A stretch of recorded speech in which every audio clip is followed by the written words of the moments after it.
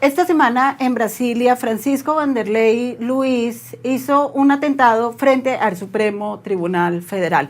La idea era volar el Supremo Tribunal Federal, pero bueno, se voló a sí mismo. ¿Y quién es este tipo? Este tipo es un blanco, pobre, del sur de Brasil, de extrema derecha, bolsonarista, y intenta hacer este atentado, lo anuncia en sus propias redes sociales, para tener un reconocimiento social. Él iba disfrazado de Joker.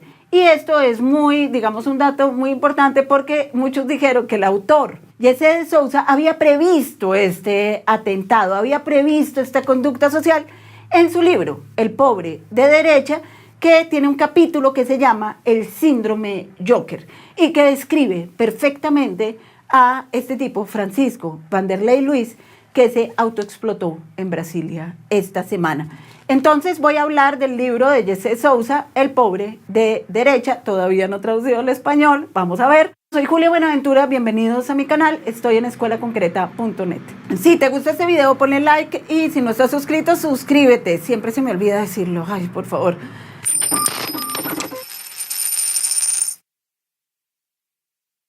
Julia, no me gusta el título del libro, si es de derecha, entonces no es pobre. Bueno, eso es lo que muchos piensan. El libro comienza con una aserción muy interesante que dice así, básicamente, no era solo la economía, tonto, o no era la economía, tonto. Y lo que significa es que este marxismo o estos economistas que piensan que todos son números y que todo es ganancia económica, no tienen razón. No tienen razón porque esto pues, no explicaría el fenómeno de que alguien, trabajador, pobre, que no tiene renta, vote justamente contra sí mismo, ¿no? Y vote justamente por estas personas, estos políticos que quieren quitar el 13º salario, la prima, aumentar la jornada laboral, no pagar festivos, precarizar el trabajo. Entonces, pues, realmente uno diría no tiene sentido. Pero si se sabe que no es solo la economía, que la cosa es mucho más profunda, que la cosa no es solo económica, que es moral y que es política, se entiende el fenómeno. No, porque realmente, y esto sí es obvio, no hay economía política. Sí, la economía es algo que nos han querido hacer ver como una ciencia exacta, como si fuera hija de la física, y no hay nada más emocional que la bolsa de valores. Sí, y bueno, en lo que mueve la sociedad, dice Jessé de Souza, y esa sería la tesis principal del libro, no es la economía, es la necesidad de reconocimiento social. Sí, ser reconocido socialmente, tener una dignidad, tener una autoestima. Y esto se ve perfectamente en los mismos ricos. O sea, si bastara tener $1 millón, pues uno diría, pague y vámonos y me voy a pasear y a disfrutar mi $1 millón. Pues no, no basta. Sí, y uno los ve, tienen $1 millón, quieren 10, tienen $10 millones, quieren 100, tienen $100 millones, quieren 1000. Sí, y ahí vemos a Elon Musk, ¿no? ¡Ay, no me reconoce! Yo soy rico, reconózcame. Y uno es, pero niño, tienes un problema de autoestima, ¿sí? El mismo. ¿Sí? Y bueno, si fuera el dinero, la cosa estaría solucionada, pero no es el dinero solamente.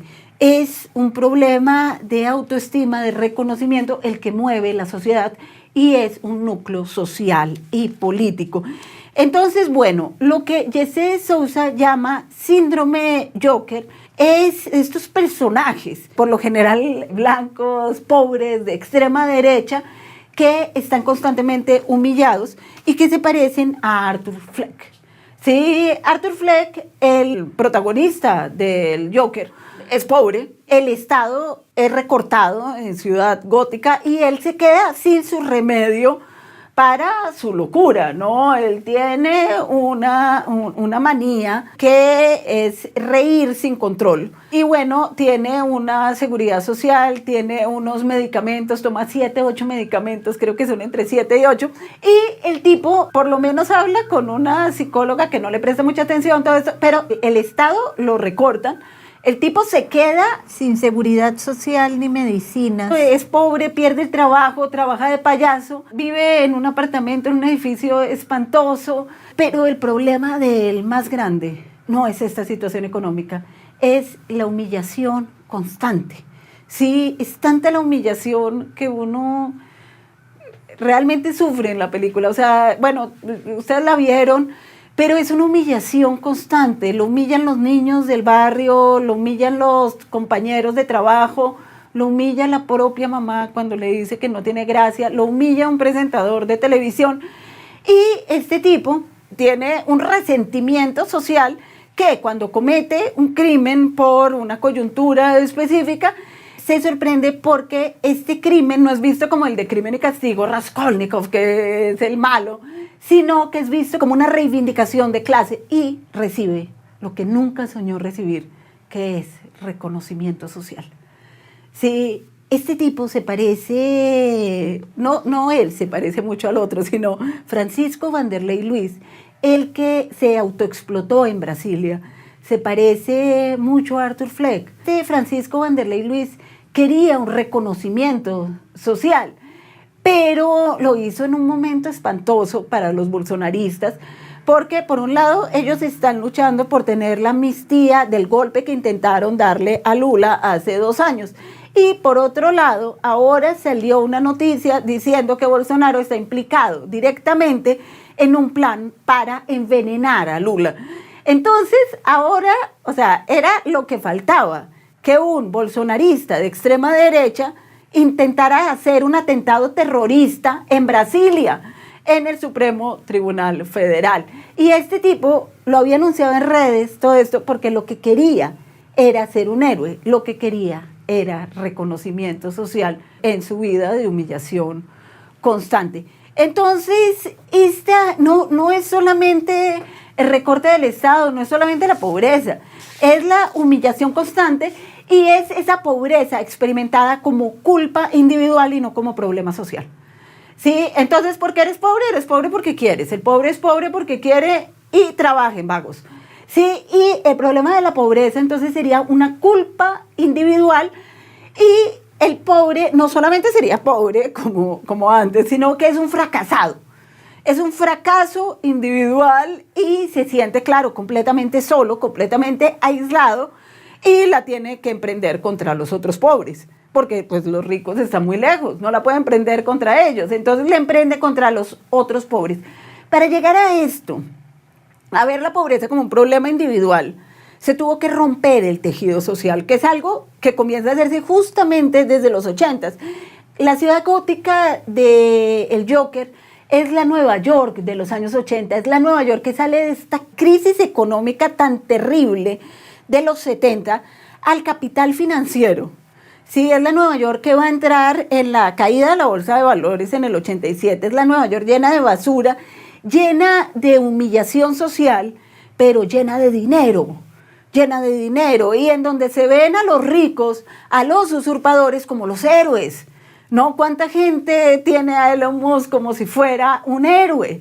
¿Sí? Y esta construcción comienza con el neoliberalismo de Ronald Reagan, Margaret Thatcher.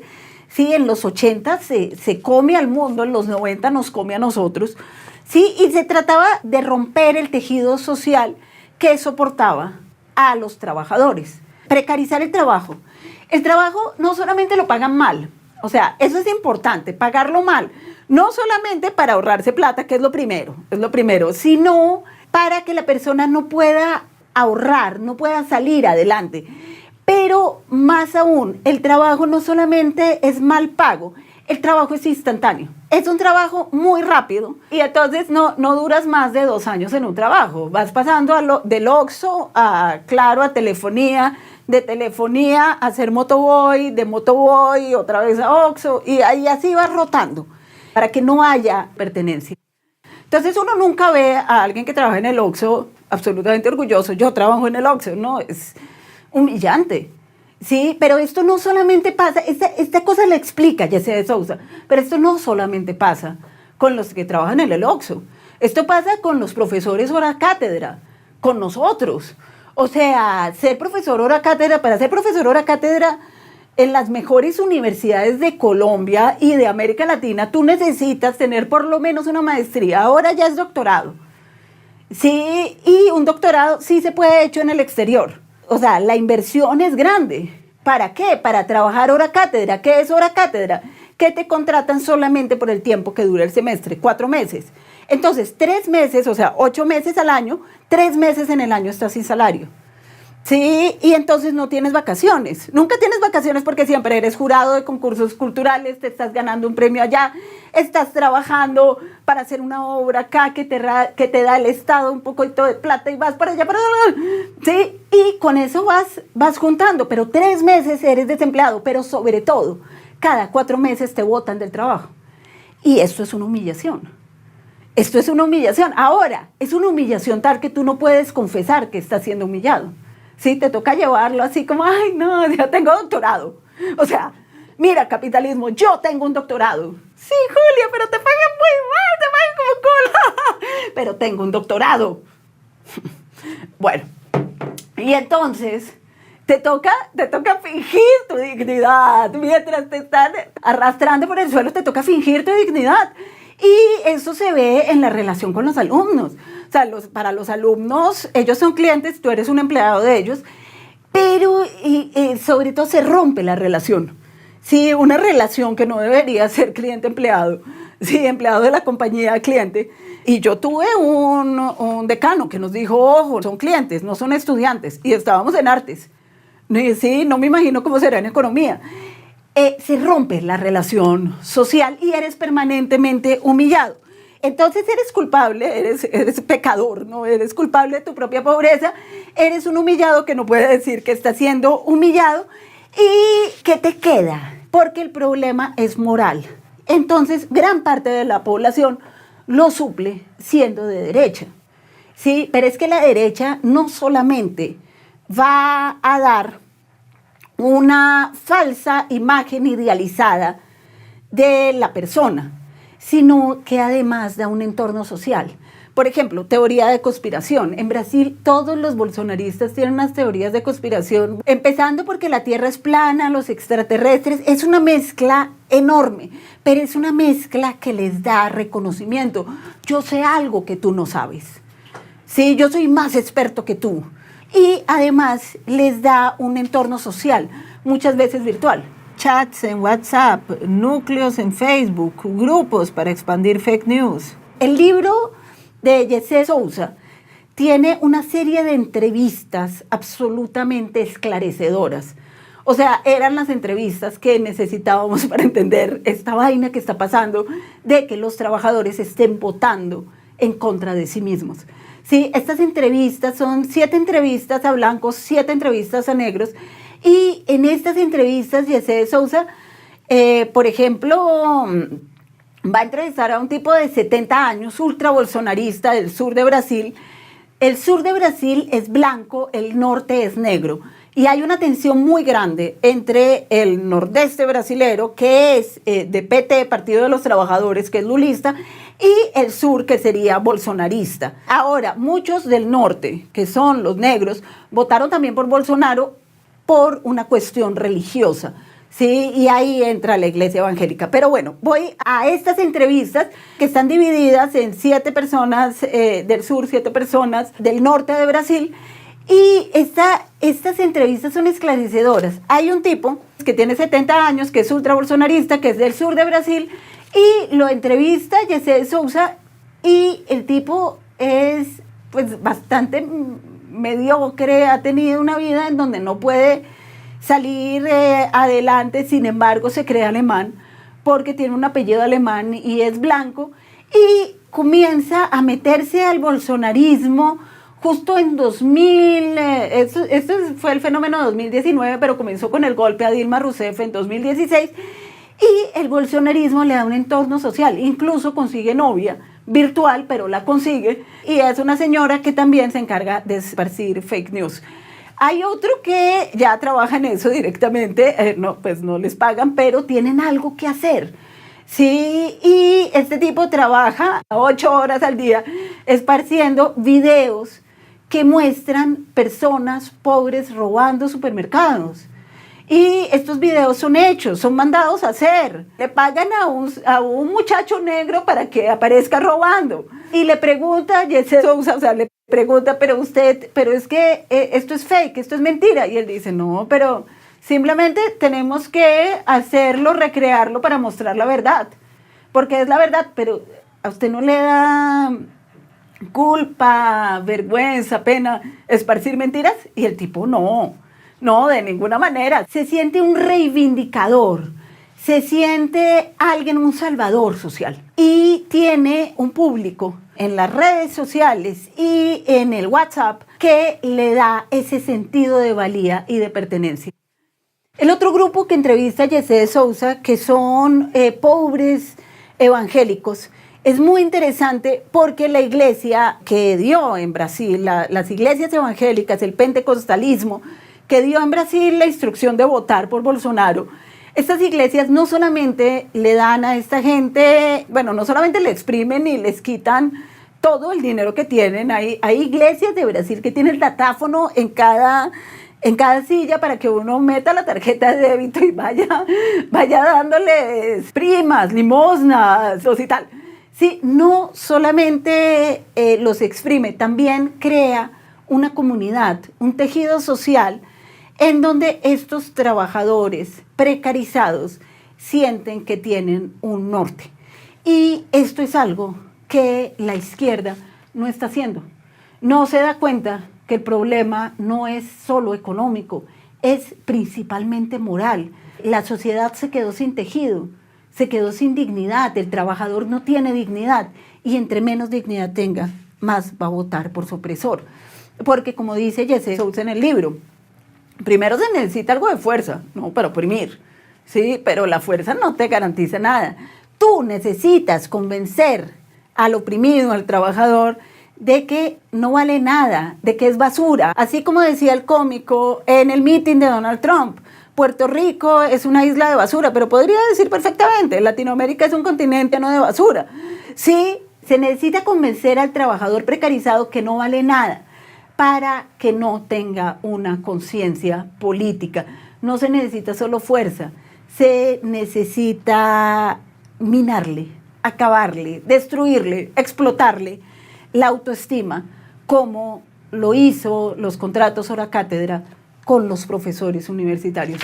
Entonces, ¿cómo se da esta estructura social para que un trabajador vote por aquellos que quieren acabar con los derechos laborales? Por ejemplo, en Argentina, los trabajadores de correos votaron por Milei y ahora Milei va a privatizar los correos y los va a dejar a todos sin trabajo. Sí, y uno dice, bueno, entonces van a aprender a votar, todo eso. No. Entre más precarizados, entre más humillados, más van a votar por un Milei, más van a votar por un Bolsonaro, más van a votar por un Trump. Entre menos dignidad, más se van a identificar con su opresor. Por eso el trabajo tiene que ser de base y no puede ser un trabajo solamente en luchar por las leyes laborales, sino en cultivar el tejido social y la autoestima de cada trabajador, porque es así como este trabajador va a tener una conciencia política. Entonces, como dice Yesé Sousa en su libro El pobre de derecha, el problema está lejos de ser un problema meramente económico, meramente de números. El problema es moral, el problema es político. El problema es que nos han convencido que cada uno de nosotros sobra, no vale nada, cuando nosotros como trabajadores somos la riqueza del mundo, somos la energía del mundo. Antes la riqueza se contaba en almas. Esto lo muestra muy bien Gogol en Almas Muertas. Una finca no se contaba por hectáreas. Una finca se contaba por almas, por los trabajadores que tenía, y eso era lo que se vendía y se hipotecaba. Y todavía sigue siendo así, pero estamos convencidos de que no valemos nada y por eso no nos unimos. Y por eso el lema es optimismo o muerte. Y esto es chistoso, pero es el lema, porque estamos en un mundo de muerte. Estamos en un mundo de capital financiero. Estamos en un mundo en donde un banano pegado a la pared con cinta, que en realidad no es nada porque es un título de valor, hace así de un momento a otro 6.2 millones de dólares. Una cifra que te tomaría hacerla. 10, 20, 50 vidas. Y no te das cuenta de que el valor eres tú. El valor eres tú. Entonces, por eso, optimismo o muerte. Estamos en escuelaconcreta.net produciendo conocimiento. Soy Julia Buenaventura. Si te gustó este video, ponle like, dame esa fuerza. Si no estás inscrito, suscríbete al canal y comenta para que el algoritmo distribuya estas verdades.